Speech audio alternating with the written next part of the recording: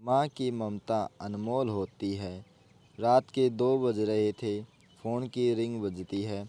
26 साल का आनंद नींद से जाग बड़ा खुश होकर फ़ोन को रिसीव करता है। खुश इसलिए होता है क्योंकि उसकी नई नई गर्लफ्रेंड बिना टाइम देखे कभी भी उसको फ़ोन कर देती है। फ़ोन की दूसरी तरफ से आवाज़ आती है, जन्मदिन मुबारक हो बेटा, आज मेरा बेटा पूरे 26 साल का हो गया है। मैं बहुत खुश हूँ। माँ की आवाज़ सुनते ही आनंद के चेहरे के एक्सप्रेशन बदल जाते हैं। वो गुस्से में बोलता है, माँ तुझे समझ नहीं आता क्या? इतनी सी बात के लिए मेरी नींद खराब कर दी। यह बात तो तू मुझे सुबह भी बोल सकती थी ना। इतना कहकर वह फ़ोन काट देता है। थोड़ी देर बाद फिर से फ़ोन की रिंग बजती है। आनंद फिर से फ़ोन उठाता है और इस बार फ़ोन पर पापा होते हैं। आनंद इस बार आराम से बात करता है। थैंक यू पापा, आपने मुझे बर्थडे विश करने के लिए फ़ोन किया, वो भी इतनी रात को।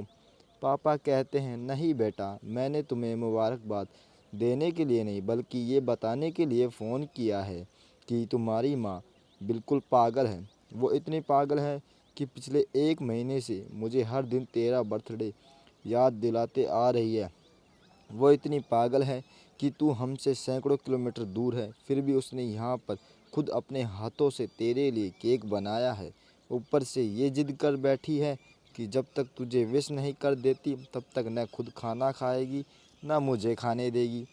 आनंद सब ध्यान से सुन रहा था और उसे ये महसूस भी हो रहा था कि उसने अपनी माँ को फॉर गारंटेड ले लिया था। वो बोला, नहीं पापा, माँ बिल्कुल पागल नहीं है। पापा कहते हैं, नहीं बेटा, तू अपनी माँ के पागलपन को नहीं जानता।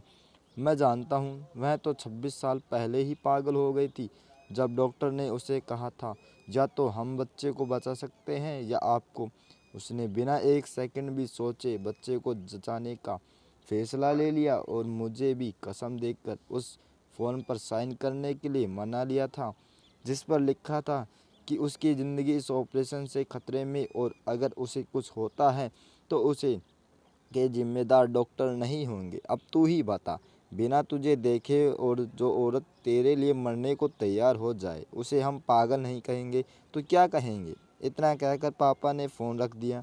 आनंद ने भी अब यह महसूस किया था कि वह जो कर रहा था वो भूल नहीं, गुनाह था।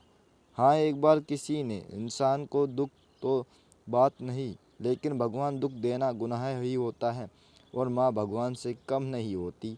पश्चाताप के आंसू उसकी आंखों से बहने लगे। सवेरा होते ही आनंद अपने घर की ओर रवाना हो गया, अपने माँ बाप से माफ़ी मांगने के लिए। घर पहुँचते ही उसने अपने लिए माँ से माफ़ी मांगी जिसने उसे गले से लगा लिया। फिर वह अपने पापा से माफ़ी मांगने लगा। पापा ने कहा, कोई बात नहीं बेटा, जा तू वापस चला जा। तेरी माँ हमेशा कहती थी कि तू उसे बुढ़ापे में संभालेगा, लेकिन मैं उसे दूंगा जैसे आज तक मैं संभालते हुए आया हूँ वैसे ही आगे भी उसका ख्याल रखूँगा। उसे भी यह समझ लेना चाहिए, जो बेटा उसके एक फ़ोन करने से परेशान हो जाए उसे भम्र उम्र भर क्या संभालेगा। बाप की ऐसी कड़वे बातें सुन आनंद की आंखें बहने लगी। वो सर झुकाए अपने बाप के सामने चुपचाप खड़ा रहा। अपने बेटे को परेशान देख माँ आगे आती है और पापा को कहती है, जाने दीजिए, माफ़ कर दीजिए, हमारा ही बेटा है।